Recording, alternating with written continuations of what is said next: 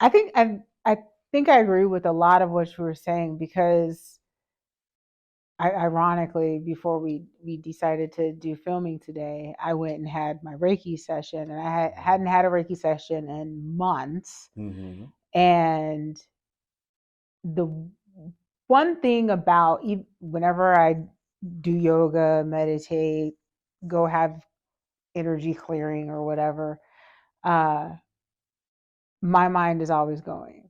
And one of the things I always think about think about when I'm not supposed to be thinking Uh-huh. is that I'm not supposed to be thinking. So then I try to go into mantra mode.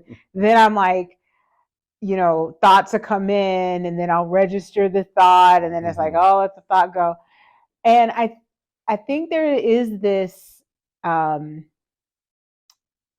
idea of, how do people do it, or how do they say they have these, transcendental Yeah, experience. yeah. And so it feels like it's like, yeah, that's them and they're weird or whatever. And it's like, and I'm sitting here constantly like churning, thinking about Mm-hmm. things, and then it might get quiet for a moment and then Mm-hmm. something else pops up and then it might get, Mm-hmm. and so I think for me it's always been this, it'll never happen to me. I'll never be able to truly be still. But at the Mm-hmm. same time, I think as I've gotten older, I realize that for me, and I'm just going to say for me, Mm-hmm. it isn't necessary for me to be completely still, because in those moments, when I'm in the sauna, Mm-hmm. when I'm doing yoga, when I'm having my red light treatment, Mm-hmm.